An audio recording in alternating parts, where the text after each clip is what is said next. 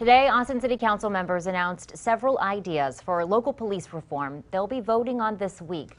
One of the resolutions will focus on changing some tactics the department currently uses.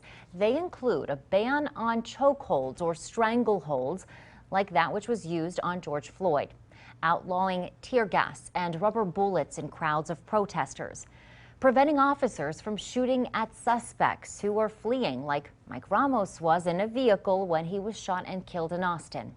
Also proposed, reducing the department's use of military-grade equipment, restricting no-knock warrants, and banning facial recognition surveillance. KXAN police reporter Jacqueline Powell consulted a law enforcement expert to explain why some of these tactics were used in the first place and how police might manage without them. We are setting goals for the future while taking immediate action to change the policing tactics that we have seen in our city, the policing that led to the death of Mike Ramos, the policing that led to so many innocent people being harmed at the demonstrations. But Texas law enforcement expert and current Ennis Police Chief Andy Harvey warns changing those tactics properly will take time and conversation from both sides. You can't just disband an entire police department tomorrow and expect everything to be okay. Harvey says historically, police have used chokeholds to quickly subdue someone who's resisting. But in the case of George Floyd, this 8 minutes and 46 seconds, no. I'm talking about restraining someone, subduing a person in order to effect an arrest safely, and then we're done. Then we get that person medical attention. But after what happened in Minneapolis, he agrees that new training and technology can provide better ways to restrain people. If society is saying, we don't like you to do to perform that chokehold on us, then we need to listen. However, he worries some of Austin City Council's other ideas might go too far, saying tools like tear gas or rubber bullets need to be an option in crowd control situations. But when we get to taking away everything, then you're going to have officers standing there with nothing. And you don't want that. That's not a good thing either.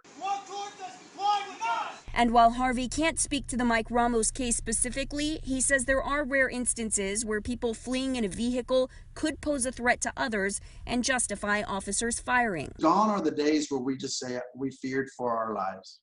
And because we have to be able to articulate, but also prove that your life was actually in danger. Jacqueline Powell, KXAN News. Council's recommendations fall in line with the national 8 Can't Wait campaign.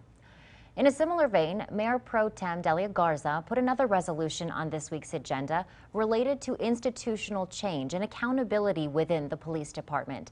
It includes 4 goals: 0 racial disparity in traffic stops, 0 racial disparity in arrests and citations from traffic stops, 0 use of force incidents, and 0 deaths at the hands of Austin police officers. If these goals sound audacious and unachievable, we need to stop and consider what goals we would consider acceptable. How much racial disparity in policing should we be comfortable with? How many deaths at the hands of police officers are we okay with? My answers, and I know your answers too, is 0. Garza cited past studies showing minorities are stopped and ticketed at a higher rate than white people in Austin. We reported on one of those studies in January. It came from the city's Office of Police Oversight. The study considered traffic stops that happened between 2015 and 2018. It showed black drivers in Austin accounted for 15% of all traffic stops in 2018. They only made up about 8% of the population that same year. 33% of traffic stops in Austin involved Hispanic and Latino drivers. They made up 30% of the population. The report also showed where officers stopped drivers most often. It was clearly East Austin, while they issued the most warnings in West Austin. After the report was released, Chief Manley reaffirmed his commitment to solving the problem. He also laid out these steps that he says the department has taken over the last 5 years, including bias training for all personnel and new recruits.